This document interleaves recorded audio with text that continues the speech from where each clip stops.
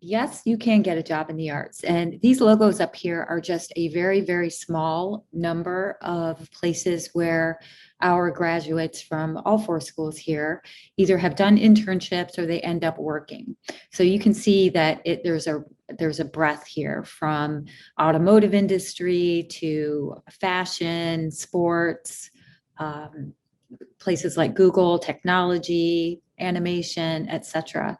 So the one thing to take away from this is that all of our schools have internship programs. So you should definitely check into those. But also within every single industry, there are multiple opportunities for creative positions. So if you feel like you are interested in animation, there are literally hundreds of jobs within a particular field. So if you're interested in animation, but you just want to do characters, if you're interested in animation and you just want to concentrate on color, you can do that. So I think the important thing to do is find an area of interest, and then look across the board at companies that offer those types of jobs, and then dig in deep, and then take advantage of the career departments that we'll go over here shortly that all of our universities offer. Okay, so the big takeaway for this slide is that creative jobs are growing more than ever. Probably one of the good things as a result of COVID is that so much has gone online and digital that the opportunity to experience jobs globally has just expanded. Internships as well. We've seen internship programs that are now virtual programs in places where students never thought that they could access, and now that they can access. But the main takeaway here is that the median salary for a creative position is oftentimes more than those available in STEM related majors. And that also that the jobs in the creative fields are growing, over 30 million jobs a year, and $2 trillion annually. That's a lot of money and a lot of jobs. All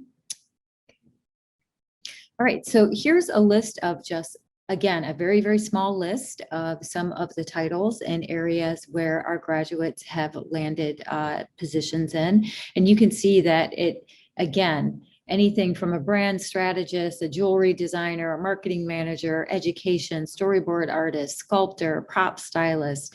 It's really endless here. The thing about an art degree is that you are learning critical thinking skills that are transferable. So you may be interested in painting through, your 4 years of a program, and then be able to transfer those painting skills into a user experience or a digital experience using the screen as a canvas, using the same design principles, etc. But these, again, are just a very small number of jobs that are out there in creative fields. And then the top 10 here, and I believe Sasha went over these earlier, but architecture, design, performing arts, advertising, internet and software, movies, government, telecom, and healthcare.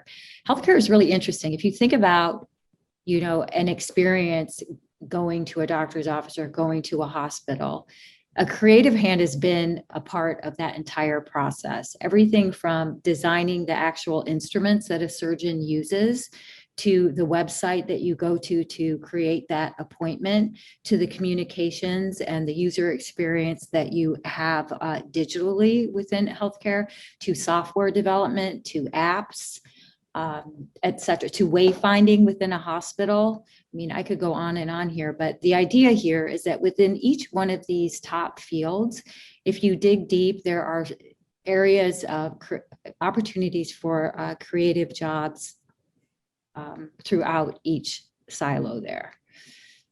Okay. This is Mike. Yeah. So if you are still in a position where you feel that you want to study a STEM program, or your parents are encouraging you to study STEM, these are some statistics and some things to keep in mind. So almost 40% of students who start a STEM program don't actually finish a STEM program, which is not necessarily a great statistic. But then also that second point is really applicable as well. Some art and design majors as we went over, architecture, animation, industrial design, interaction design can carry that STEM designation. So it doesn't mean that STEM and art can't intersect. A lot of these things can overlap. And another really great thing to keep in mind is that almost 75%, 3/4 of art and design alum who intended to work in those fields are actually holding jobs in those fields. And that's higher than a lot of STEM-based programs or traditional STEM-based types of majors. So this idea of, if I study art, I'll be a starving artist is generally not the case. And then just to sort of round things out, so we leave some time for questions. There are opportunities for scholarship. All of our institutions here today offer merit-based scholarships. And that's pretty much the same for a lot of ACAD institutions. Generally, all you have to do is apply. Usually there's a priority deadline for consideration. We're looking pretty much at portfolios and grades, but it's a very comprehensive type of process. So we're looking at all of your application materials. This is where, preparing, having that portfolio review prior to the time you're applying so you can make sure that your work is as strong as possible and that representation is a really good idea. But international students are eligible for merit scholarship through individual institutions. And then there are outside resources. So you see there in the gray box, those are links that are not associated, groups that are not associated with our individual institutions, but offer scholarship search opportunities for international students. So certainly, we encourage students always to take a look at what could be available to them to put things together to help them afford their education. So we do want to open it up for questions. This is our contact information as well. So I certainly encourage you to write it down, take a screenshot. You can also scan that QR code to get more information from the four of us as well.